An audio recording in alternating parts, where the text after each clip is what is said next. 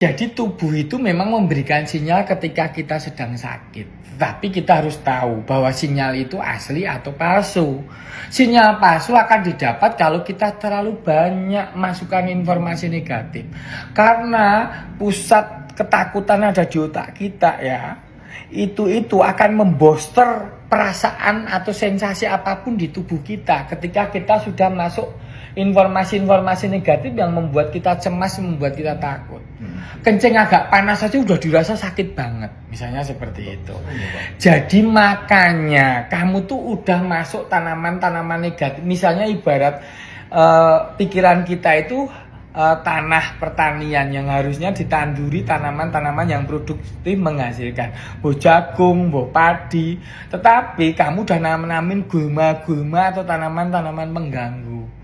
Itu yang akan mempengaruhi bentuk atau warna di dalam pikiranmu. Dan itu ketika kecemasan sudah mendominasi, itu akan membooster apapun yang kamu rasakan.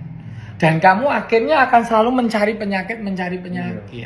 Makanya itu udah kurangi, stop konten-konten tersebut. Ya, levelnya udah tak ingetin lagi. Level paling rendah itu informasi. Informasi itu kamu dapat dari internet, hanya bacaan dangkal. Lah kamu mau mengetahui tentang ginjal tuh mbok perpustakaan satu rumah sakit ini di tiap dinding dikasih buku aja nggak akan ada habisnya. Lah kamu cuma baca sehalaman, kamu udah menyimpulkan. Itu informasi dangkal. Itu informasi dari orang yang nggak kompeten. Lah kan yang di internet itu yang ngomong ada orang stres, orang gila, orang punya utang, orang yang suka nakut-nakut itu kan banyak. Dan selalu ada motif caper cari perhatian.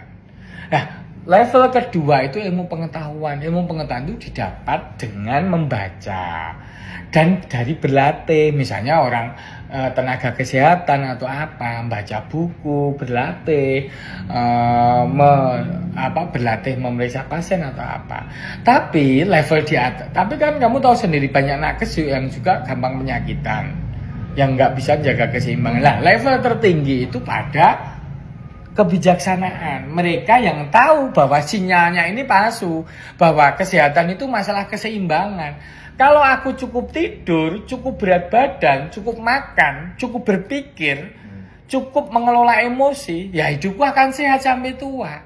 Lah kamu kencing berbusa dikit langsung takut gagal ginjal, pinggang sakit dikit takut batu ginjal, kemudian perut nggak enak sedikit takut lambungnya bocor, deg-degan dikit takut jantungnya kena. Lah itu sinyal-sinyal palsu yang harus kamu perhatikan.